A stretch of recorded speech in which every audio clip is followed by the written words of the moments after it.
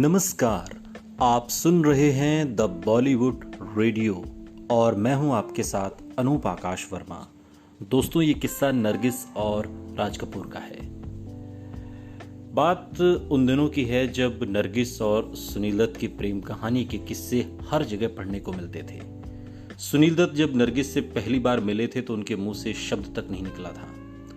दरअसल तब नरगिस बॉलीवुड की बड़ी एक्ट्रेस थीं और सुनील दत्त बतौर रेडियो जॉकी काम किया करते थे और उन्हें उन दिनों नरगिस का इंटरव्यू लेने के लिए भेजा गया था। सुनील दत्त उनसे कुछ सवाल ही नहीं पूछ पाए और उनकी नौकरी जाते जाते बची थी। नरगिस और राज कपूर की जोड़ी सिल्वर स्क्रीन पर सुपरहिट थी। दोनों की लव स्टोरी उन दिनों अखबारों की सुर्खियों में रहती थी। खास बात यह थी कि राज कपूर की लोकप्रियता रूस में भी अच्छी खासी थी और लोग उन्हें नाम से जानते थे। इसके अलावा रूस में भी उनकी फिल्में अच्छा बिजनेस करती थीं। एक बार नरगिस राज कपूर के साथ मॉस्को गईं, लेकिन लोगों ने उन्हें स्वतंत्र रूप से महत्व न देकर राज कपूर की हीरोइन जितनी तवज्जो दी। पूरा सम्मान न पाकर नरगिस को बहुत बुरा लगा और वो बीच में ही मॉस्को से भारत लौट आईं।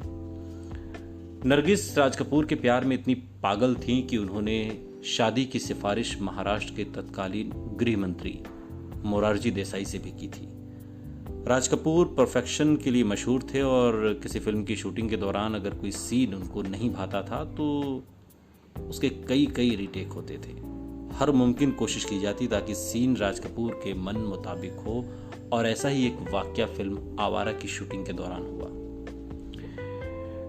एक रिपोर्ट के मुताबिक इस फिल्म का पूरा बजट 12 लाख रुपए रखा गया था, लेकिन राज कपूर ने परफेक्शन के चक्कर में एक गाने की शूटिंग पर ही 8 लाख रुपए खर्च कर दिए।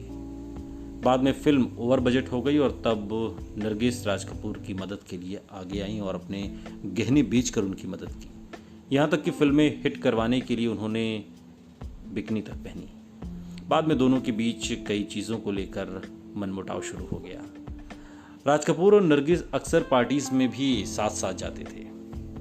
रूस ट्रिप के बाद दोनों के बीच दूरियां इतनी बढ़ गईं कि कई सालों तक एक दूसरे से मिले नहीं। सुनील दत्त से शादी के बाद नरगिस भी अपनी जिंदगी में पूरी तरह व्यस्त हो गईं। इसके बाद करीब 20 साल बाद नरगिस और राज कपूर की